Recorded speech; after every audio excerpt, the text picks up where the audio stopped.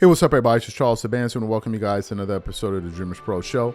We cover everything from sports, hot topics, classic debates, entertainment, and we give you guys a fresh perspective on things. And today we got a hell of a show in store for you guys. Before we get into it, please make sure you like the video and subscribe to the channel. Also, if you're not following us on the DREAMERSPRO podcast, be sure to do that if you haven't already. So let's get into this topic here. You know what, man? You just got to hand it to ESPN. They're always the ones that always jump out the window with these salacious comments and clickbait comments. But as you guys know, we're in the throes of the Western Conference Finals between the Minnesota Timberwolves and the Dallas Mavericks. And the players that are really being discussed right now are Kyrie Irving, Luka Doncic, and Anthony Edwards. So what happened? I was going through the internet this morning, and I came across a clip from a segment from Get Up, right? And they were talking about the series moving forward. And then they started getting into this conversation of who is truly the best player in the world today, right? And I was like, here we go. Here comes this crazy ass argument all over again. Here we go, right? So I'm listening to it, and they're kind of going back and forth about it, and they were reacting to some comments that Chris Mad Dog Russo had made on ESPN First Take the day prior, where essentially he was saying that, I think he said Luka Doncic is the best player in the world. He was saying Luka and Nikola Jokic are the best player in the world. So as they're having this back and forth, one of the gentlemen now jumps out the window and says, no. As a matter of fact, Luka Doncic now is the best player in the world. And Jay Williams looked across the table. He's like, this is absolute lunacy.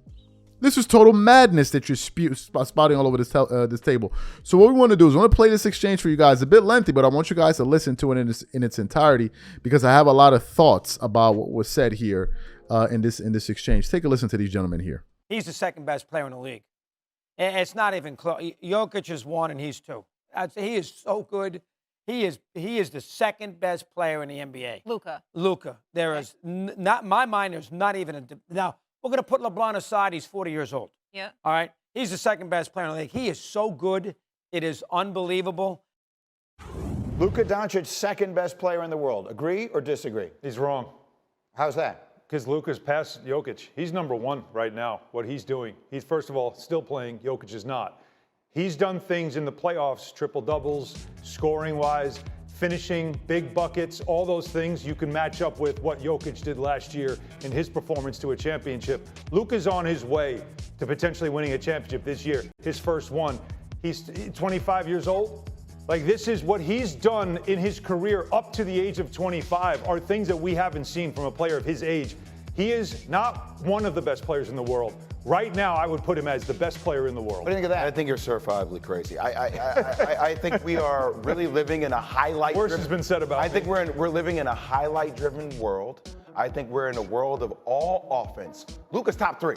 But to me, if you're going to be the best player in the world, you have to do it on both sides, man. You have to do it on both. And Nikola Jokic. 15 rebound triple-double. Rebounds is a big part of the other side of the ball. What does that have to do with rebounding? Rebounding? A rebound is the stop, Jay. And if you get a rebound as a 6'6" guard, that's a big deal. You get 15 of them in a playoff game, even bigger. Okay, so are you talking more offense? Or are you actually on TV trying to solidify who Luka is defensively? If your goal is to win a championship, Jay Williams, and I'm letting you choose every single person walking the face of planet Earth right now, and to Chris's point, let's put LeBron and Steph and guys like that in a different category.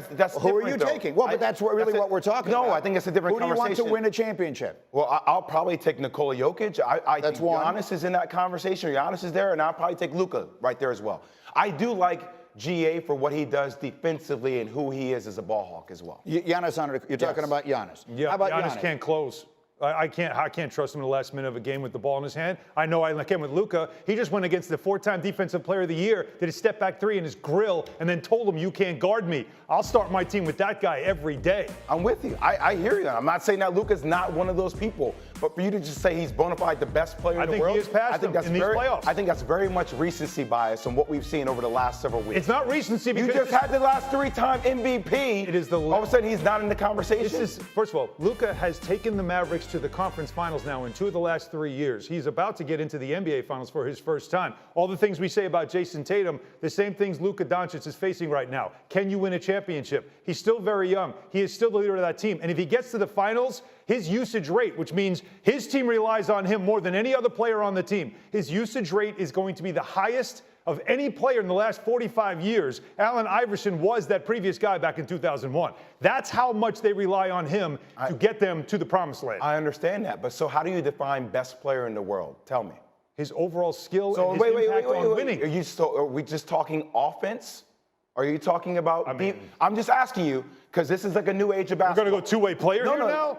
Well, that's what isn't that the best player in the world? All right, or is the best player in the world? Wait, is the best player in the world? Wasn't the best player in the world Michael Jordan? Yes. Guy who did it on both sides of the ball. Certainly did. So all of a sudden, are we just lessening that standard? I'm asking you live. All right, you still haven't given me a name yet of the guy who you say is impactful on both ends of the floor. I'll give you one. Go ahead. I will give you the guy who I think right now, you can include Luka, you can include Giannis, you can include Jokic, you can include anyone you want. Over the next 10 years, the guy I think will win more championships than any of them is Anthony Edwards. And if you were telling me I could start a team with any of them right now, that's who I would take. He, by the way, is 22 years old. He does do it on both sides of the floor, and he is the heir to Michael Jordan and Kobe Bryant. He's not faking it. He's not trying to be like Mike. He's not trying to adopt a Mamba mentality. He just has it. So you heard what these gentlemen had to say.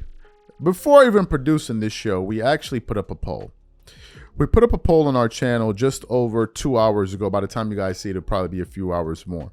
And we posed the following question. Who's the best player in the NBA? Simple question. Gave people some options. Nikola Jokic, Luka Doncic, Giannis Antetokounmpo, SGA, and Joel Embiid. Of the 4,000 people that voted on this poll, 60% of them opted to go with Nikola Jokic. 27% of them went with Luka Doncic. 7% went with Giannis, 3% went with SGA, and 2% went with Joel Embiid. And I also put up there honorable mentions, Tatum and Anthony Edwards. Let's go through some of the comments. One person said, all the same to me, no clear-cut winner. Another one said, none of these dudes stands out from the pack, so I'd have to say nobody until one of these dudes clearly asserts their dominance over the course of their career. Another person said, man, there's so much comp in the NBA that opinions keep changing. In 2021 was Giannis, in 2023 it was Jokic. Now they're trying to push Luka. Another person still going for Giannis as the guy. He's the guy I want to build my team around. Another person said it's still Jokic. The recency bias for Luka is crazy. Another person said Victor Wembanyama. Another person said definitely not Kawhi Leonard. Somebody said Bronny James. Another person said Edwards. Who else?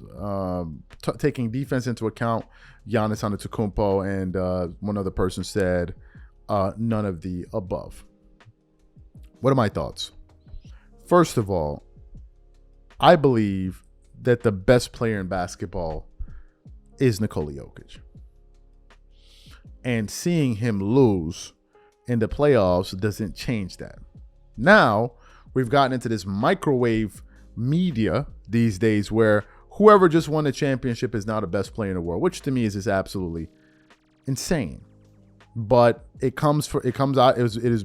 born out of this syndrome of people needing to jump out the damn window. I don't know what it is with people's insatiable appetite to just jump out the window at the first. Like, I just don't understand. I don't understand. Anthony Edwards had like 1-2 series. He's the best player in the world. This guy, but I'm like, can we just make up our minds on this? To me, look, listen, the best player in the world today is Nikola Jokic in my view.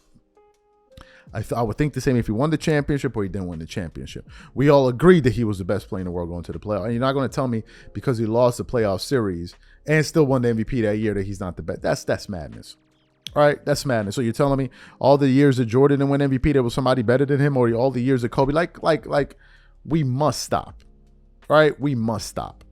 Now, could Luka become the best player in the NBA? Certainly. But there's a lot more ground to cover, in my personal view. And it wasn't really a discussion prior to the Nuggets getting eliminated of Luka being better than Nikola Jokic. So therefore, I don't know why it's a discussion, all of a sudden. I don't know why that is. The 5 best players in the world, this is just off the top of my head. You have Luka Doncic, you have Nikola Jokic, you have Giannis Antetokounmpo, and then the list gets tricky because some people can say SGA, and you would have a legitimate conversation about that because he was the #1 seed in the Western Conference. He was one of the finalists for league MVP. It's going to be hard to leave him out of that list. You have Joel Embiid, although who was injured this year. Prior to that, won the MVP last year. He was averaging 35 or something this year before he went down or something like that. You have Joel Embiid. You do have Jason Tatum, who people don't believe in him, and I think that's because he plays in a weak conference and people just don't believe in him. And then you have other players, right? But I think that those 5 guys are the best. And then you have the other guys that are kind of looking on the outside looking in. I think those are the 5 in the NBA right now. I think you have Joel Embiid. I think you have SGA. I think you have Luka Doncic. I think you have Giannis Antetokounmpo. And I think you have Nikola Jokic. And then I think that's where the buck stops. And then from there, you can kind of rearrange the list and add one player here or the other. But I think those are the 5 best players in the world. That's just my personal view.